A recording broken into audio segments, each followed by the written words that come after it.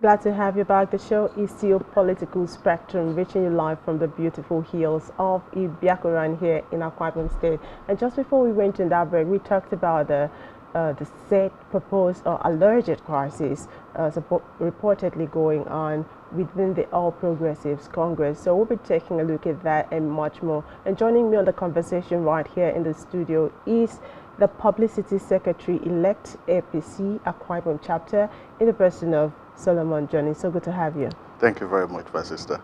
It's good to be here. I like your studio. Very beautiful. I want to congratulate you over what you are doing here. It's a good one for Akwa Ibom State. Thank you very much. Well, thank you. Now, why are you folding your hands? Could it be the crisis you're talking about?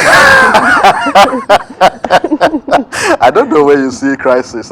There's no crisis in APC. I'm just wondering where that is coming from. APC is a political party and we are ready. We have a target. And the target is forming the next government in Akwa Ibom State. So I don't know whether that tantamounts to crisis, but I can tell you that we are fully committed. We are focused at our goal, which is mobilizing Akwa Ibom people to see that there is need for change. Okay. And that's what we are doing at the moment. Okay, but it's so same. There was on the side, before we come on set, there was a side that said that there are 3 factions in the APC.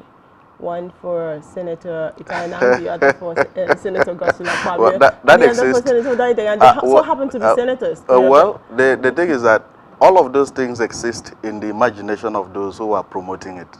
The truth of the matter is that, like I always keep on telling people, political parties are supervised by Independent National Electoral Commission. And if you are to conduct a congress, they must be there to monitor it. You must, give them advance notice. And they have to come. And the congress that we had in October, INEC was there, security agencies were there. They supervised and they saw the congress conducted. If it was easy for us to just pronounce things, maybe somebody stands and then declare himself as state chairman and then he stands. Today we would have passed a vote of no confidence on Governor Udoedeghe Emmanuel, declared the seat vacant, possibly announce anybody as governor of the state. But that's not the procedure of the law.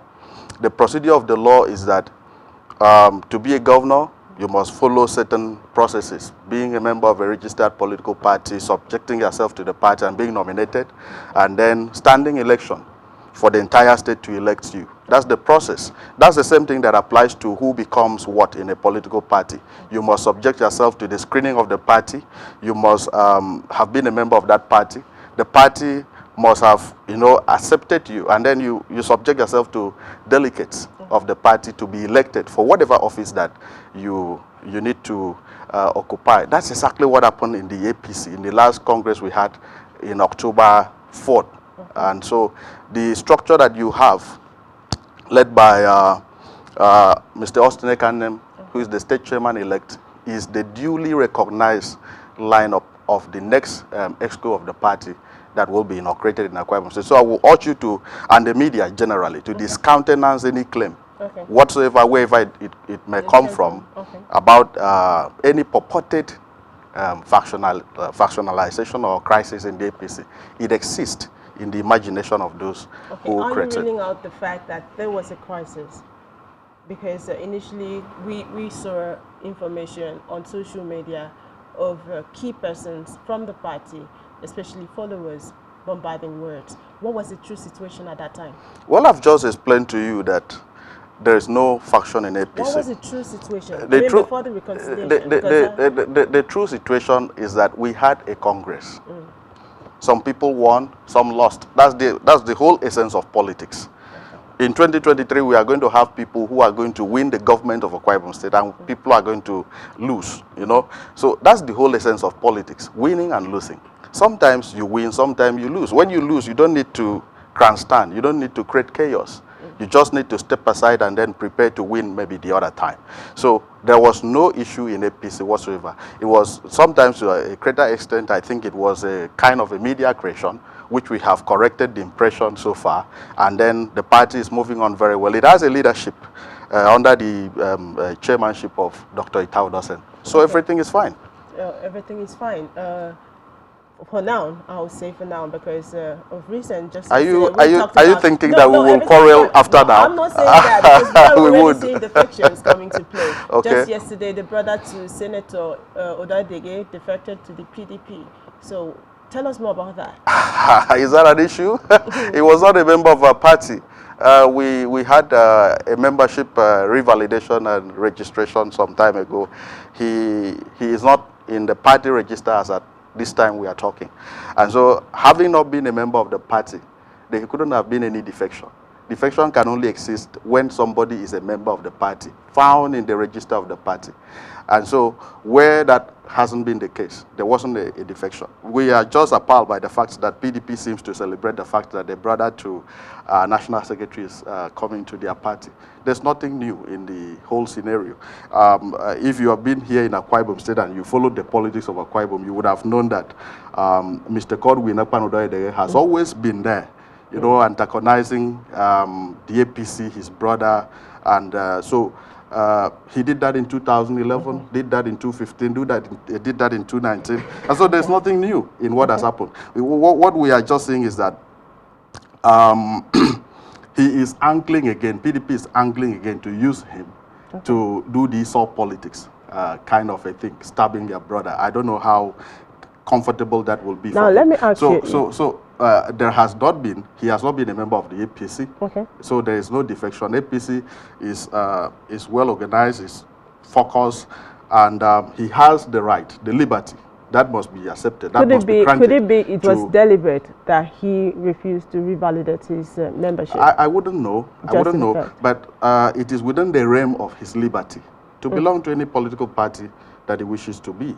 We have a situation here in Akwa Ibom State where, for instance, His Excellency Chief Godswill Akpabio and his cousin, Prince Akpabio, are belonging to the opposite political parties. We have His Excellency Bokola Saraki of Kwara State and the sister belonging to different political parties. So there's nothing really there to be talked about that should attract media attention.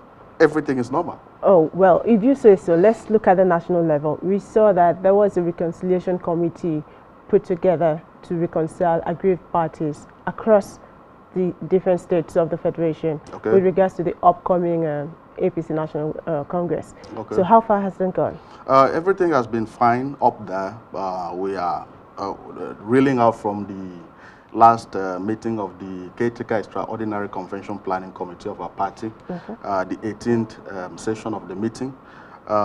Everything is moving on fine. The reconciliation team is doing a good job, and the party is following up on that. And then the committees that will organize the national convention is about to be formed. That's what the position of the party at the moment. Everything is fine. The party will have its convention very soon and then consolidate on the gains of the presidency at the moment. Okay, what would APC do differently at the national level? Let's say, you know, PDP, they are through with the convention, and according to reports, they have the youngest youth leader, and of course the youth pretty much aren't satisfied with just getting the youth leader position. What would APC do differently in their Congress? Well, we promised Nigerians change, and we are rounding up the first phase of our administration. The first 8 years, in 2 years will be over. And the convention that we'll have will be to elect party managers who will pilot the affairs of the party and help us to have, to retain government at the center. Now, the youth elements of Nigeria is very important in that struggle. The women element, the women factor is also very important in that struggle. The elders, the elite, they are also very important in that struggle. So the structure of the party that we're going to form will be a structure that represents all the facets of the Nigerian society. And because we want to gain the confidence of the masses, and it will be a party structure that will communicate well the programs of the APC, the achievement that we've recorded so far, the changes that are in the system, and then try to garner the confidence of the populace so that we retain power. It's about having continuity so that we can consolidate on the reforms that the APC is bringing. Okay, you have talked about regaining confidence a couple of times. Now, let's talk about that. Do you think the APC have delivered on their promises to regain this confidence? Correct. We have done that. We've delivered on the promises that the party made to the electorate. You see, we came on the we came at a time where Nigerians needed to be given hope, where government needed to be focused on the things that will add value to the lives of the citizens. Yeah. We came at a time where the infrastructure the infrastructure of the nation was collapsing. And 6 years down the line, as a party member and as a Nigerian, I am proud of the government that we have in place. The problem we have is that we've had so much propaganda. I saw somebody writing on the social media the other time. He was asking whether the PDP wished to bring, to write back to power through propaganda and misinformation. Now, what do you call the security situation in Nigeria propaganda? Well, there has never been any time that Nigeria has been more secured than we have it now. And the APC government, led by President Muhammadu Buhari, has equipped the military more than any president of this country. That is on record. There has never been any time that our military, our security agencies have had, access to technologies, access to new ways of managing security situation in Nigeria. What we are doing at the moment, by this one I mean what we should be doing, the press. I am a member of your constituency, should be to find out what the security agencies are doing right, what they are not doing right, and then channel our discussions in that aspect. Because it's just like, for instance, a man leaving his house, preparing, giving money, dropping money for the upkeep of the children and the family, only to come back to see that people are still hungry.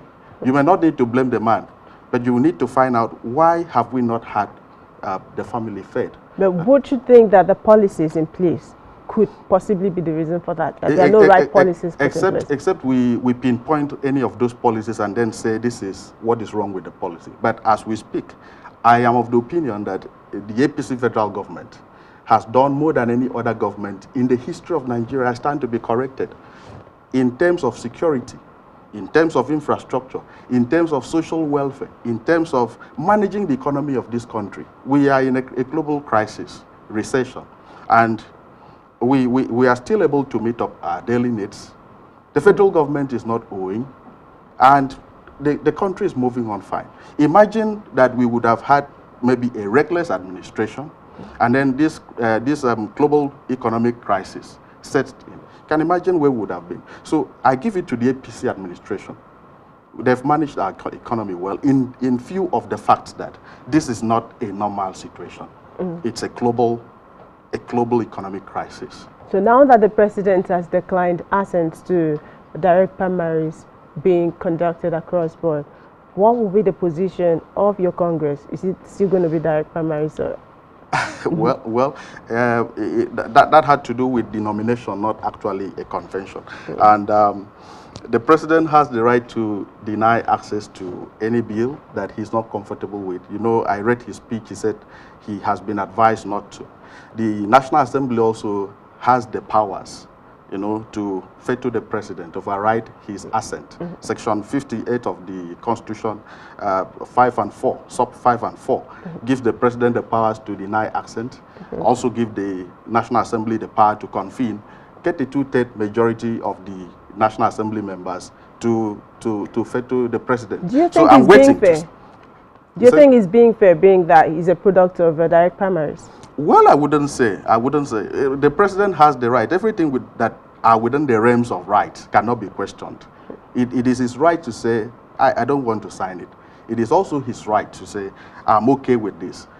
Also, like I have said, the National Assembly has the powers to veto the president. I have told you the Constitution grants them that power. So it is for the National Assembly now to make good their determination. I believe as a person that the best way to go for Nigeria is that we should have direct primary. the art of forming government is something that every citizen should be involved. That's why it is important that people get their voters card.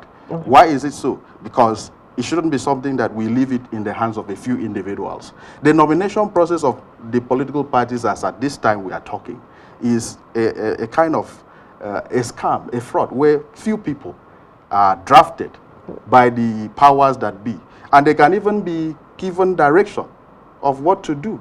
And it is easy at that point to manipulate who emerges as maybe candidates, governorship candidates, senatorial candidates, and all of that.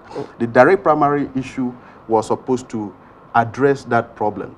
In Akwa Ibom here, for instance, sadly as it is, you've heard people saying that whoever the governor brings, even if he's a cripple, even if he's a deaf, that's sad for us. And direct primary is to allow every party member, from the ward to the chapter to the state level, to be involved in who emerges as candidate of their party. For me, that will sanitize our leadership recruitment process. And we have to encourage the National Assembly to, for instance, if the president is not comfortable with that aspect of the law, and then they want to give us a clean slate in our leadership recruitment engagement, they should look at it again and then make sure that who becomes governor, senator, House of Reps member, House of Assembly member, is not the sole decision of, let's say, the governor or the party leader who controls the affairs of the party. Because it is a process that has to do with the welfare, the well-being of the citizenry. Once it is compromised for 4 years or 8 years that an administration can be extended to, you are done for. Well, let's look at APC in Akwa Ibom State now at this point. Do you think you have put your hands together to put up a good opposition come 2023? Because comparatively to what transpired the last time, it wasn't quite going down well for you guys. Well, it depends on what you mean by good opposition and what is the expectation of the public from the opposition political party. But from our own point of view as a political party, our target is to capture power in 2023. Everything that we are doing at the moment is to ensure that we achieve that goal. And what have we done? We've engaged... Is it just to capture power, or are there things that you feel your party can do rightly? Or it's just the quest for power? No. It's not just the quest for power. But, you know, we've been a party that we've explained what we intend to do with power.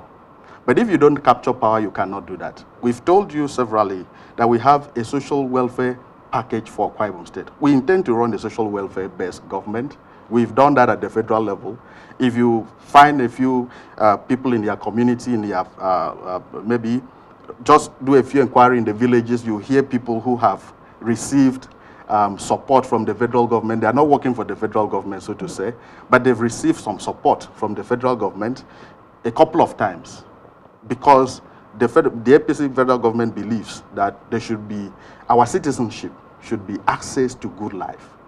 Yeah, being a citizen of Akwa Ibom should give you some level of comfort in times of stress. There are people that something as small as money to buy paracetamol, go and do, how do we call it, malaria checks, have denied them life. What we are planning to do is to give the citizens an opportunity to have a lifeline that they can tap into in case of stress. And APC federal government has done that. What we are trying to do is to replicate that, domesticate that in Akwa Ibom by forming an APC government. Now, to get that done, we have, been involved in aggressive membership drive. We've gone to every nooks and cranny of Akwa Ibom State. We've revalidated our membership. We have a large membership base that is able to deliver the government of Akwa Ibom State to us. We are engaging our people. We are telling them that the PDP government in the last 22 years has failed the state. Well, we're not going to go deep into that, because Nigerians are pretty much, they have their ears burst with promises and words of, sweet words. What are those let down things you think once you, peradventure, if it happens, you swing into power, would affect a typical Akwa Ibom directly, Akwa Ibomite? You talk about Nigerians being fed with promises.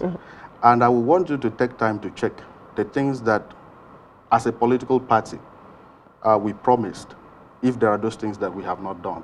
And when next you have me, you confront me with those things. We leave that to our audience at this point. You know why this is so important is the fact that we promised social welfare. We have delivered. We promised security as well. We have delivered. On security? Yes, we have. There will be no time that you won't have criminalities. You won't have people going to crime. In this magnitude? Not really indeed. What magnitude will it be? Which other, for instance, we are surrounded by countries. How safe are those countries? Well, better than we are. We have to put a pause to it right here. Good. So back to your question. What we will do differently in Akwa Ibom State. This is very important to us. I didn't come here to joke. I came here to tell you what we will do if, for instance, Akwa Ibom people give us the opportunity to form the next government. Well, I'll have to wrap up the show, so you do that in 1 second. Okay, good. We will ensure that the lives of Akwa Ibom people, we add value to the lives of Akwa Ibom people. We have programs, for instance, the social welfare program, the school feeding system that is failing in Akwa Ibom. We have to ask why it is acting, why it's focusing, why it's working in other states, and why it's not working in Akwa Ibom State. We will manage the economy, the state, the resources well. We need to find out what the governor is doing with our money. Some time ago, we were told that Akwa Ibom State received a whopping sum of $171.2 billion US. And you have not asked what that money is used for.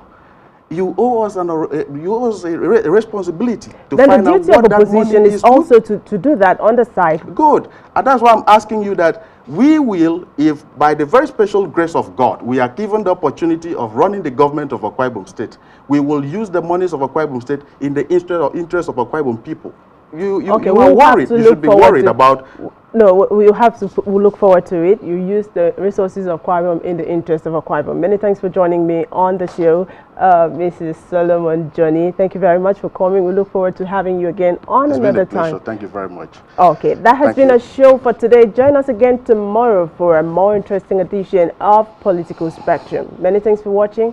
My name is Otobasi Tom. Bye for now.